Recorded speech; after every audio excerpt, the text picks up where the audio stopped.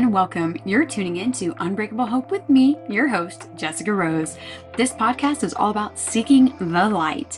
In each episode, we chat with someone who has either overcome the darkness or who is actively spreading light within their own community.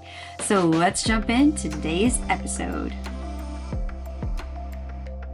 Today's special guest is Hannah Karki. She is the Teen Petite USA for the year 2024. Now, even though she'll be passing off her crown in the next 3 months, she has done so much before even entering the competition and already has plans after the competition. She has such a beautiful story, and for a young woman, full of so much wisdom that so many people could benefit from hearing. So I hope you'll stay tuned for today's episode where we talk about social media benefits, the drawbacks, her amazing work in safe spaces for suicide prevention within schools, and she's even an author. Well, thank you so much for coming on the show. I'm really excited to be able to get to know you more, and I'm excited for our listeners to learn about you too. I'm so excited. Thank you so much for having me. Well, I'm going to pass it over to you, let you introduce yourself, and then we're going to dive into our conversation. Yeah, of course. So I am Hannah Karki. I am your Teen Petite USA 2024 and formerly your Teen New England Petite 2024. I won the national crown when it was August of last year, which is absolutely amazing. It's crazy how almost 9 months has flown by. But I am the founder of Safe Space Suicide Prevention, which is a suicide prevention and mental health resources that's used in classrooms around the US. I also was a former TA and teaching assistant, and I want to be a teacher. I'm currently 18 years old. I am a freshman at the University of Vermont, and I am studying human development and psychology with a minor in music. And so my goal is to be a school counselor and work with the Peace Corps to do literacy and learning in third world countries. That is so exciting. What got you interested in that? I have worked in classrooms for a really long time, and I think it really pairs with my mental health journey, just going through middle school and high school, really feeling like I didn't know who I was and having a hard time trying to find my place. And so I had a really great teacher throughout my middle school experience, and she just made me feel like I belong. And so I really want to be that for other kids, really be a beacon of light to show them that even though you might struggle with something and it might really give you a hard time and put you down, you keep fighting and you keep going because you are worth it 100% and your life is worthy of something. I think that's so beautiful. That's huge, especially when we're younger. And you have a closer connection to that than I do, is going through the middle school, going through the high school and having this, who am I? Where am I? What are my connections? And I've had some people share stories about a lot of the groups around them just weren't good groups, weren't positive groups. So trying to find where is your place in this world. And I couldn't imagine growing up now. I grew up in a time where I didn't have a cell phone, didn't have social media.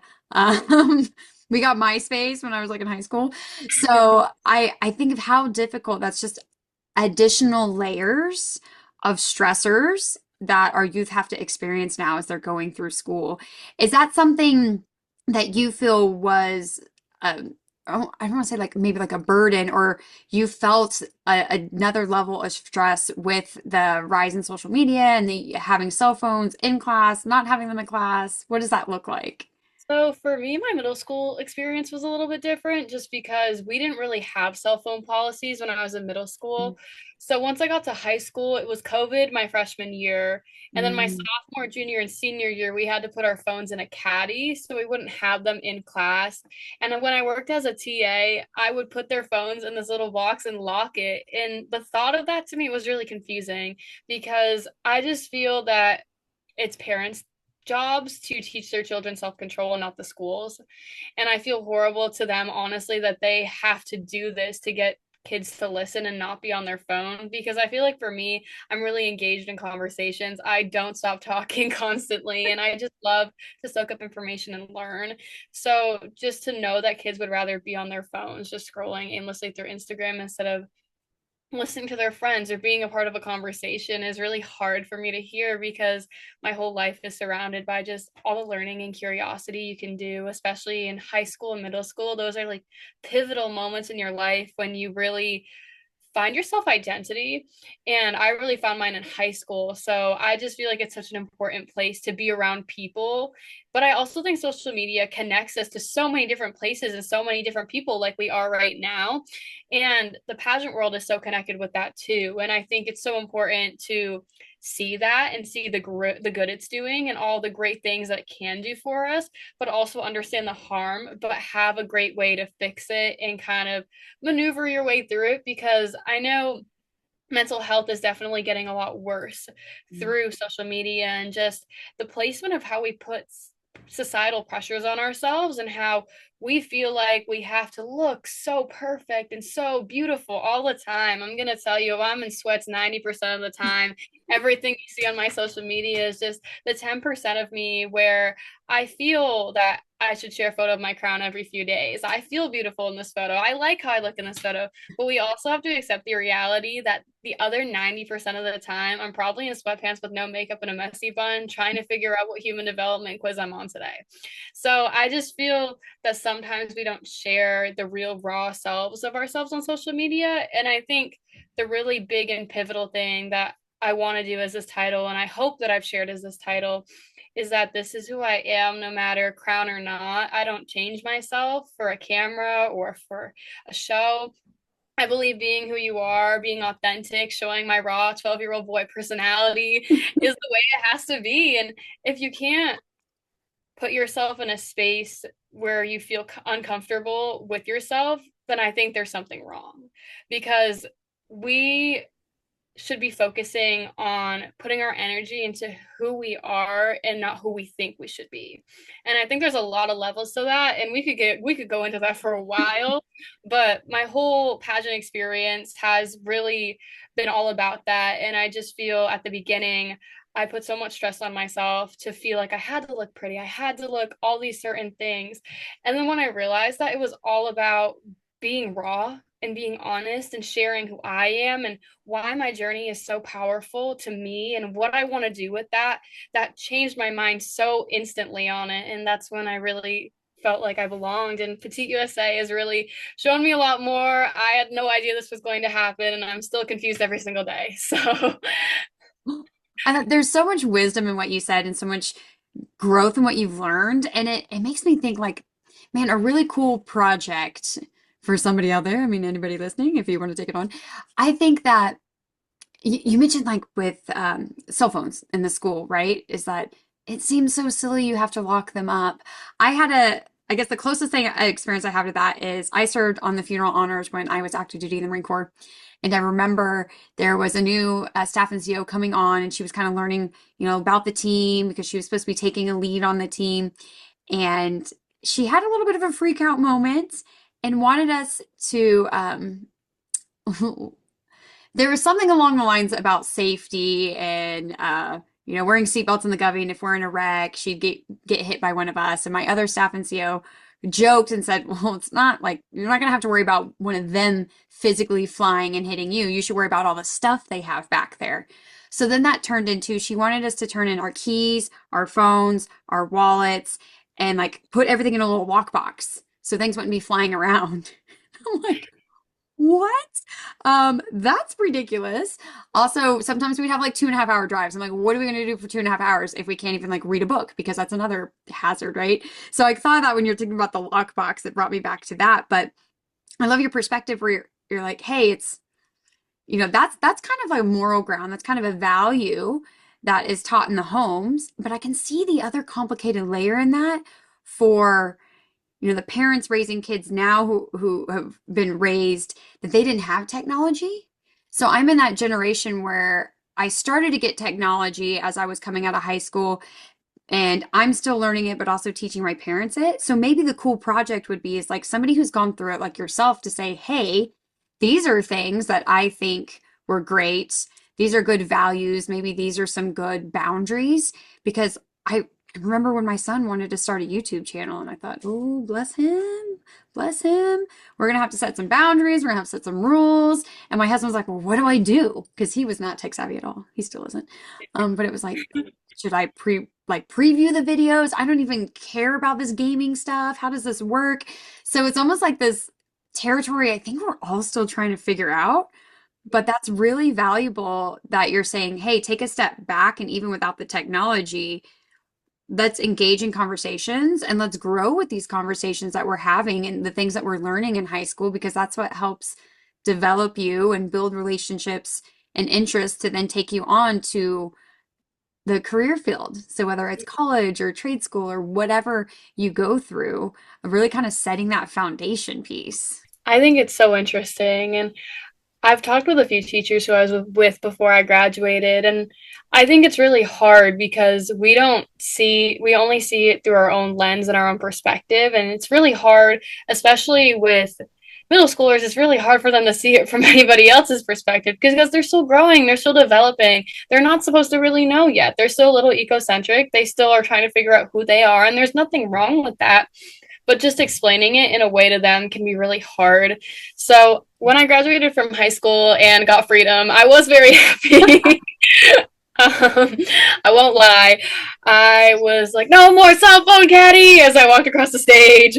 But it was really interesting just because I feel my parents definitely raised me in a way where I love having in-person conversations with people, even on my phone. I will voice memo you, I will voice text you, or I will call you because it makes it so much easier for me. I like real raw connection where I can hear a voice and I can connect to it because tone and emotion is everything, is what I've really learned because misinterpreting text is so, I don't want to say normal, but normalized now these days. Because sometimes we don't know what if people are really saying what they're saying, if we've upset them in some way. And I just feel it's a really interesting place to be where technology is right now because it can be amazing and it's linked us to so many different things and so many different discoveries. But there's also it's come with a lot of things that can be harmful, so I just think there has to be some sort of way to whew, some sort of ways to make limitations, but also be able to adjust it for different students and different depending on where maybe their ability to be mature is. Yeah, I mean, that also goes with like trust and respect going both directions, right? And then it's hard when you have one party that doesn't have that or loses that. And then, well, they always say like one bad apple, right? For some reason, they have to put on an iron, don't iron clothes while wearing. So sometimes it's like, Yeah. there's rules because somebody somewhere went too far with it. How do you feel that, especially with your safe space suicide prevention work, how do you feel that technology, does it enhance that work? Does it make it easier and more accessible?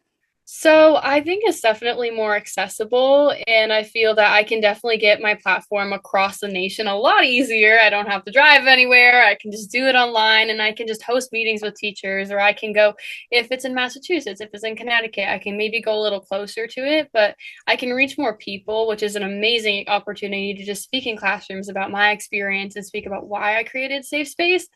But I also think technology is the root of some of our causes today. Technology is a problem for mental health. Being on it so much that it overwhelms us can be really problematic.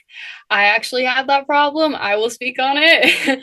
I, especially after winning this title, I have had a lot of trouble with trying to balance work and life and just being able to not look at my phone because it's so overwhelming seeing so many texts from so many people, seeing the likes from so many people and the comments and all the things we have to respond to. And all my notifications are silenced.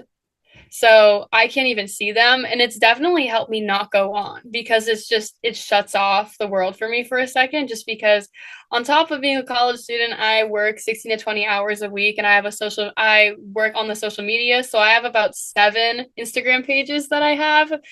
So I figure technology is a really big part of my life. And being able to manage it can definitely be really hard. But I think if you put the right limitations in place for yourself, it'll definitely be a lot easier. Because after I won, I felt like I was going crazy a little bit just because I had Teen New England Petite, Teen Petite USA, Hannah Karki, my book account, Safe Space, my job, all these other things. So just being able to set maybe 30 minutes every single day aside for each of my accounts, create a post, do that, and then just shut off completely and just take time for myself has been super important. It's definitely helped my mental health to just calm down, take a minute, relax, everything is over, settle in on some homework or just even read a book and just take time for me. But also just understanding that the push and like give and take of social media and how it can drain you if you use it too much, but it can be super helpful to you if you pull back and you use it in limitations. I love that balancing it. Everything in life is we're constantly trying to balance, and that balance is ever changing with all the other dynamics in our life. I think it's really important to talk boundaries, right? Boundaries with ourselves, because I think that's something that I've learned over the years is it's there was, and I want to say it was Mel Robbins, something about the when you set your alarm in the morning, you're making a promise essentially to yourself that I'm going to wake up at 5 a.m. And when your alarm goes off at 5 a.m. and you hit snooze, you're starting your day with a lie to yourself. And what that does to you neurologically, what that does to your nervous system is like you're starting the day with a lie. So I started digging in like deeper that and I'm thinking like boundaries. If I can't even keep like a promise to myself or a boundary with myself, which it sounds silly, but maybe somebody's listening and struggling with the same way. One of the things I told myself is, okay, you cannot take a load of laundry out of the laundry room that's not folded. Because if it leaves the laundry room not folded, it ain't getting folded. It's going to end up in the corner, on a table. It's going to, like, I bounce around my house. It's crazy. All of my caregivers who help me have seen it. Like, things happen, right? I lose my tea mug on a regular basis because I'm balancing so much. But it's like if I know that. I know the moment it leaves the laundry room, it's not going to get folded. So then I just basically I was like, this is a boundary I'm setting with myself. And if I cannot hold myself to this, how am I going to be able to set other boundaries? So finding like simple things to set. I love that you said that you don't have notifications on your phone. Me neither. Like I have phone calls and text messages, and my phone is in do not disturb almost 16 hours a day now because I can't. There's all this inundation with the notifications and I have this constant if I see it, like I want to clear it out.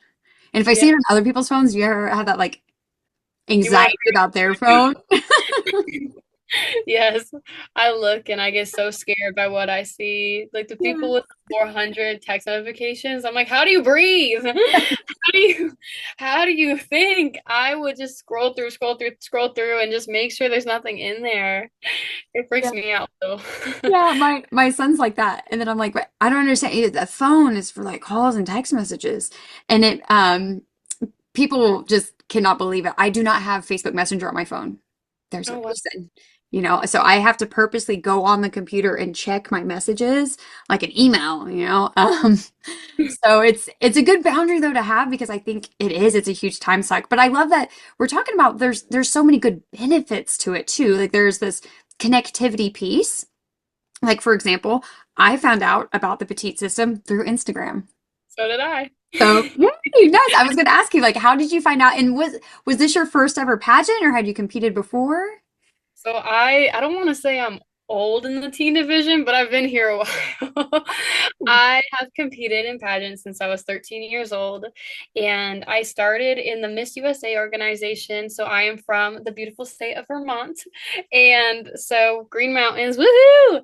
And I started in the Miss USA organization for Vermont. I competed for 3 years in Vermont, USA. Never won, always placed. And then I jumped over to the High School America system in Vermont, Mm, placed. And then I took a year off just because I really felt that I was putting in so much effort and I wasn't getting the same back. And I went through a really hard mental period where I took off a year. And within that year, I told myself and I told my coach, I am competing for the wrong reasons. I am mm, competing for a crown and not for my why. And I need to take a step back and figure out who I am and who my why is. And so when I was 16, I took off a year, and it was the hardest year of my life because pageants have just grown who I am and my confidence as a person. And just, I've met some of my best friends through this. So it was so hard to not be in the pageant world. mm. But I visited Petite USA in 2023 in Milwaukee, and I felt the sisterhood and how strong it was. And it was so beautiful to me that a group of women could be so confident about each other and just the respect everyone had for each other and the journeys they had and how well they spoke about themselves. It just felt like home. And so in 2024, I competed in my sixth pageant ever for New England Petite, and I won. I was 17 years old. I turned 18 in April, and I wasn't sure if I wanted to win because it was my senior year of high school, and I felt that pageants had really been a part of my life through middle school and high school, and I didn't know if it was the place for me in college, if I should continue to do this. And I told my director, Leah, I told my director, Leah, a month before nationals that I wanted to win. And she was like, all right, let's do this. We're going to win. And I told my coach, and she was the same way. And so I got up on that stage, but I knew for me that what I had been through is enough. And my journey, my story, it mattered so much. And just, I, this has been an experience of a pageant where I have not felt weak. I have not felt that I've compared myself to anyone. I went in just to have fun and to just be myself and meet as many people as I can. And I came out winning. And I think the most important thing to remember is that pageants are for your growth. You are competing against yourself. And I wish I had learned that when I was 13, because when I realized that when I was 16, I'd been doing this all wrong. I'd been looking at other girls and saying how beautiful they were and wishing I was that beautiful. And I should have looked at myself and said, you know what? This is who we are. We are beautiful. No matter what we think, everyone has bad days. Everyone has good days. I can promise you that. And it's okay to not feel like you are enough.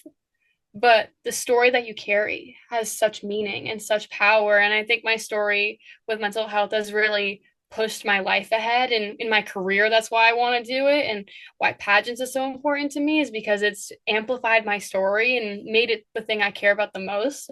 And I just feel this system has truly benefited me so much. And the women I won with are amazing. And the amount of trips I've taken, even though I travel at least every 2 weeks to go do something or an event and leave once a month to go to a different state, it brings me so much joy to represent something bigger than myself. And these ladies are so incredible. And every single person in this system is such a beautiful person to be around. Like, there is no one with negative energy. It is such just a vibe to be in a place where everyone belongs and everyone is so accepting. And I've loved this system with all my heart. I'm not ready. I'm not ready yet. I'm like, Jenna, crown me one more time, one more time. But I'm over the moon. I'm so honored. I was not expecting to win. So when I did, I definitely scared myself a little bit, but I'm so grateful. I could cry. I'm so honored. And I wake up every day and it still doesn't feel like reality. I think that is just so genuine and sweet. And for anybody who's listening, if they have ever considered whether their children should get in pageantry, I say this, like every one of the young ladies that, like yourself, who've come on, just your confidence, your love, your joy for this and how much it's done for you, the wisdom that you speak on so many different levels here, it just really showcases that uh, you have grown so much through pageantry. Pageantry has given a stage for you to be able to grow and, like you said, share your story. And I think that's just so powerful. So I hope that we're really changing the language or the stigma around pageantry. And another thing that I think is so cool is that you're actually an author Yeah. of one book, a second one coming, right? And Yes. I'd love for you to talk a little bit more about that because that's amazing for someone who I'm sure you get this a lot, like someone so young, someone your age. You put yourself out there. You had this idea, you create it, and you publish it. So I'd love to give you some space to talk a little bit more about that because I think that's just such a sweet and amazing part of your story too. Thank you. It feels like a dream that that even happened. And the fire within you is my little baby. I'm so happy that it came out the way it did. And it's all about bullying and anti-bullying. And so my story was when I was 8 years old. From 6 to 8 years old, I was bullied in the town that I lived in before I lived where I am now. And it took a huge toll on me. And I didn't understand that until I was older, that I didn't want to wear my hair naturally curly because people told me off about it. I didn't want to be in large crowds of people because people would call me out for it because of my skin tone. Those are things that really broke me as a person. And I don't want another child to face that. I don't want anyone to have to question their self-worth over something they can't change, and that is beautiful. It's just maybe someone doesn't recognize it. So, The Fire Within You is about this little girl named Amara, and she faces bullying on her first day of kindergarten. And I think the most important thing is that the mother in the book is saying, "Don't you even worry about it. This is this is just a journey, just something you're going to have to deal with, and it's not your fault, and you are beautiful the way you are, and you shouldn't change for anyone." That's my like whole message, and who I am is self-acceptance, because I've been through such a long journey of self-acceptance with myself, and some days I don't even accept myself for who I am, but I deal with it because I only got one body, I got one life, we're doing it. So self-worth and just you are worth it. That's like my favorite saying ever, besides choose joy, is one of my favorite ones too, is just to know that yes, we have bad days, yes, we have good days, but that doesn't mean we can learn something from our bad days and our good days. But the book also just turns into, near the end, we learn that the bully is also being bullied. Mhm. And I think that's something we don't focus on. And that's what I learned about one of my bullies. He was being bullied, and I had no idea. I wouldn't have known unless I talked to him. So just understanding that we all come from, yes, bullying is horrible. And I wish that no one has to go through it, because it's hard, especially at such a young age. But to also understand that sometimes the bullies are some of the most insecure people you will ever meet, and they have their own story too. So being able to talk to them and saying, "Hey, I know you bullied me and it really hurt me, but are you hurting too? Because this shouldn't be happening to you either. No matter what you did to me, there has to be something going on here too, and I want to make sure you're okay." And I think we never really take that turn in a book. We're always saying, "Oh, they stopped bullying me." I think it's really important to highlight the little girl Mara goes back to her bully and asks to help him.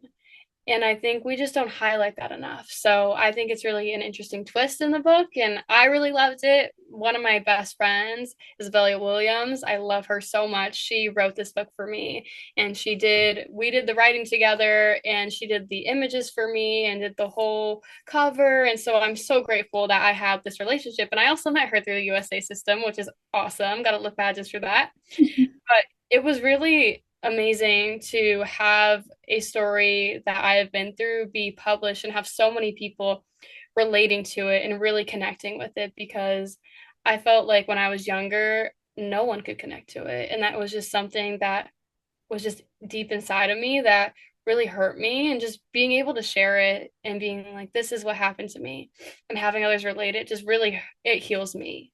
And I just feel so honored and inspired to have that opportunity to speak on it. And I think the 12-year-old Hannah who has experienced all these things would be so happy with what's happening in the world right now. That's so beautiful to be able to share that raw experience and the growth, again, the wisdom just coming out. And that there's a phrase, hurt people hurt people. And I think sometimes it gets said without the meaning really being felt. And I think of that a lot when people react, like you're out in public and someone's like honking at you on the highway, or someone's yelling at somebody in a store. I think there's something going on in that person's life, Yes. right? Because rational, calm people don't have those kind of reactions. Yes.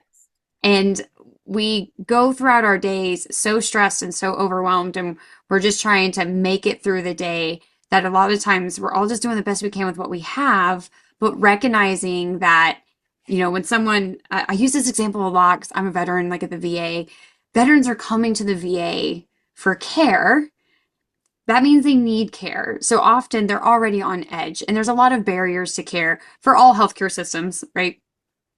Mhm. But you have somebody who has gone through a lot, trying to check in for an appointment, gone through what they've gone through. So that poor front desk person is just being dumped on day in, day out, day in, day out by people who are just frustrated with the systems, right? Mhm. But then that person has to take that. I mean, like, they don't have to take that, right? Like, but that's what it essentially becomes, is that person's like taking on all of this, and it's not their fault. But I Yeah. can see the person like internalizing that. Like, people are constantly yelling at me every day. Like, how does someone live with that? How do we change that? So I love that you're like, hey, bullies bully people. or bullies are bullied, right? Yeah. And trying to find a way to how do you connect? So, what a beautiful story and a lesson to be able to teach our youth saying, hey, sometimes it's taking that step back and saying, you know what? You may need my help, or maybe you need somebody else's help because this is not okay behavior, but this is coming from somewhere, right? Yeah. So, with that though, it's stemmed to a second book coming out soon. Yes, so I'm really excited to announce that I am working with a company called Zen for Blue. They're a nonprofit in Florida, and they're all about marine biology and being able to give resources to women who want to have a marine biology major, so or just work in marine fields. So I'm writing a book with them about sort of the same plot and storyline, but with a marine biologist sort of theme, and just we're thinking about maybe doing a coloring book or maybe doing a story. We're not sure yet, but I'm really excited. We know it's called The Water Within You, so that's super cool. But I'm really excited. I think I never thought I would be an author at 18, nor did I think I would win by 18. So I get told a lot that I definitely present myself to be a lot older and I speak a lot older than I actually am. So when people say they're like, "Oh, she's the teen, really?" I'm like, "Oh, oh my God." So sorry. But I just feel like it's an amazing opportunity to be able to write, and storytelling and reading is just such a beautiful thing to be a part of, and being able to read in general is such an amazing opportunity to learn. And I think the one thing that I really focus on is that every single student should have the ability across the world to be able to learn how to read, to be proficient in literacy, because that's what starts you. That's your foundation for the rest of your life and career, just meeting people socially. And it's so important. And that's really the work I want to do when I'm out of college. Well, I think you've had a lot of experience because you've put in a lot of work. Like you said, competing in pageants since you were 13, but you still had to put in the work for that. You were putting yourself out there, putting in the work for being able to speak, really defining your message and speaking clearly about it. And I love how all these things all just tie in together, right? That being better with our mental health. So being able to read, offering options for books, alternative stories, stories from the heart and really showcasing this and talking about it and your work wanting to be a teacher and wanting to be a mentor and being able to impact other children's lives and grow that is just it's so inspiring and I love when people find their thing, right? I finally watched the movie Soul. Have you seen it, the Disney movie Soul? Okay. Great movie, totally not what I thought it was about. I don't know why it took me so long to watch it, but part of the movie is about finding like your soul's purpose. Yeah. And it was so cool and so unique how they were showcasing like how they try and find it. And there's a soul that has not been able to find its purpose. Yeah. So it's not been able to go to heaven and be assigned a body and all this kind of stuff. So it's really cool. So for this, you can just tell like how much it fills you with joy and you just radiate this positivity for all these things that you're involved in. And I love your experience with the Petite system. I've had a great experience with them as well. So that's why I'm back a second year. I mean, technically, Excited for you. Oh, yeah, I did it. I signed up in like April of last year, so it was really quick. So really, I feel like I've just now been doing it for about a year. So I'm really excited for that, and I'll be excited to get to see you there. I will be Unfortunately, there. I'll be sad. I was going to say unfortunately it's I'll because be you're so passing sad. the crown on, but You know, it's um, yeah. gonna be weird. I'm not ready. I'm so not ready. It's just I feel like 9 months has gone by so fast. I think the first week I kept waking up and I was like, is this a dream? I when I got crowned, I was like, I'm gonna wake up and it's gonna be finals day and I'm gonna be really upset. And then I walked off the stage. I cried so much I couldn't see. I couldn't see because I cried so much. And someone had to like hold my arms and carry me blindly down the stairs and put me in the makeup chair because it was real bad. I had my lashes flapping up like this. My mascara and blush was gone. No concealer. You could see those bags. It was a wreck. I think it was just such a pivotal moment. And I think it's been a really hard experience with never winning. That took so much out of me just because I felt like I put so much in and just didn't get anything back. And I think what I realized is that placements also are amazing. having a placement is amazing. And I didn't really understand that because a placement is growth. Even if it's a first runner up again, that still means you did pretty good. And for me, I always thought that it was just, oh, I was 2 points off the winner. Nah, girl, you got like 4 points better last year. That's amazing. That's growth. You spoke a lot better this year. You walked a lot better this year. You talked a lot better this year. These are things that are positive that we can focus on. And I just wasn't positive about my experience. And once I realized that flipping it made it so much easier, it made it easier to walk in and talk about myself and know that no matter what, I was going to have a positive experience. Of course, scoring wise, maybe there'll be a few things where I'm like, well, that's great, or oh, I wish I did better on that. But at least I had enough of an experience to know that this is going to be positive. I'm going to walk in there with my head held high and just talk about who I am. And if they love this, that's awesome. If they don't love this, I understand. I chat all the time. I'm like, woo, every 5 seconds. I'm not everyone's vibe, and that's okay. But deep down, I know that this journey has made me accept myself. And I was so confused when I won because I was telling my first run up, I was like, this is all you. I'm going to go sleep, eat my mac and cheese, sit in my bed. I'm excited, take off these heels, you know. And I was planning it out to her as we were standing there. I was like, this is all you. I'm going to go. I haven't slept all night. I was up for almost 26 hours by the time I went to bed because I didn't sleep the night before because I was so nervous because Oh, I thought Petite USA was the worst interview I ever had. And I wow. came out sobbing. My director was so confused. She was like, Hannah, this she was like reverse psychology. And I was like, I can't. I can't. And I almost got a perfect score. So I also think that we are so hard on ourselves. Mm. And I think to not be, we have to just accept it. For me, I wish I accepted it and had been like, okay, you know what? That did not feel like I did the greatest. But you know what? It's over. I can't change the scores. I did what I could in the moment. And you know what? I was me. I made them laugh. And that's all that matters. Because to me, it's having a real raw conversation, is having emotions with these people. Just sharing a laugh with them can just brighten their day and just it helps, especially lighten the load for them and for you because it's such a tense situation to be judging, but also being judged. And it's just that awkward silence. And I have a problem where if I hear an awkward silence, I have to keep talking. So pageants are almost good for me because I just continue to go and go and go until they're like, girl, please stop. So for me, it's all about just the give and take again. But being a judge in Texas, I felt like it really helped me understand even more just how appreciation for a placement because there were amazing women competing at Texas and it was so hard to choose who we thought it was. I was like 0.5, 0.3, 0.2, like just trying to make a difference in between scoring because I didn't know who was going to win because everyone was so strong and just so confident and everyone had their own powerful and unique story. And I feel like that was so raw to me and so beautiful to me because that's what I do it for. I share my story and who I am. And I just felt that the amount of amazing stories that we heard and just that defined them was so beautiful. I was in tears a few times. I just had to sit there and be like, oh my gosh, that was just so beautiful. And it was so hard to pick a winner. So it made me appreciate more that a placement is still amazing because even though you didn't win, you were considered. And I think that's a great feeling to even be considered for the crown.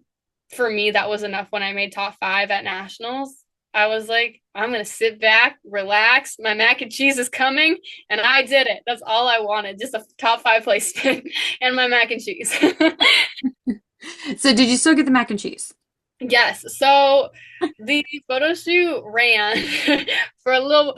I love Maddie. He did such a good job. And Catherine, I had nothing after I won. I had no idea I was going to win. So I brought literally no wardrobe with me. I just brought what I needed. So in my headshots afterwards, I was using Catherine's dress and her earrings.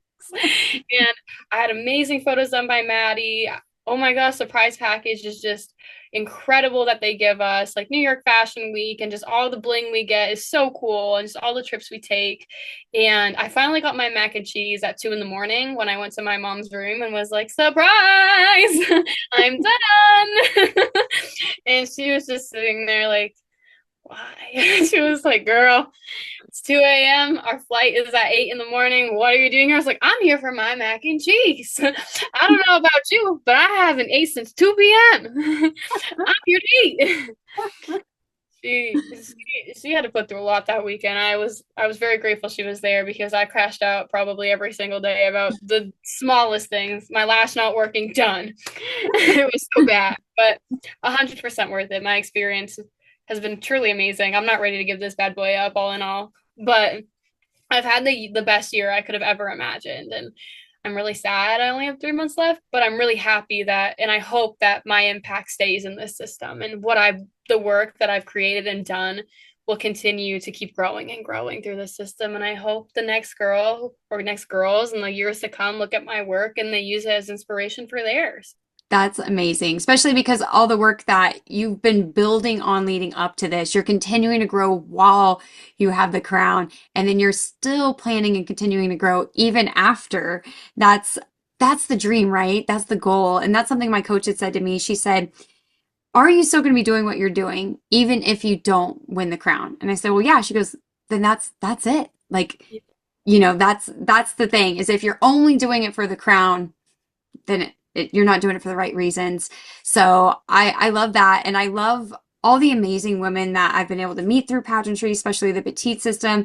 It's also one of those, it's kind of, man, I met so many great women as I'm standing on that stage and they're calling out the names. I was like, she's amazing and she's amazing and she's amazing, So it's also super fun because I feel like it was a very, for my first pageant ever, it was a very supportive system. And I'm excited to be there again this year and just learn more about more of the amazing women doing amazing work.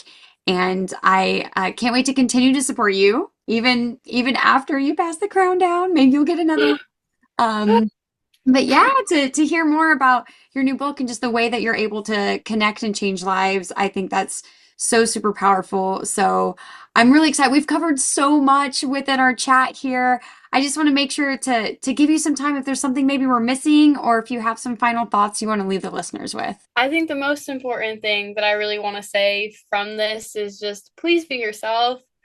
You're so beautiful, and being authentic. And I know we push authenticity so hard through pageants and through daily life, but I know it can get hard sometimes. But really being who you are and just showing the world what you have to offer is so important. And I wish I knew when I was 12, 13, when I started, that that's what they were looking for. And your raw personality, whether if you're a little shy or more reserved, or if they're looking for someone who can really hold this title well and a crown well, but also has so much flair and personality, show your uniqueness off.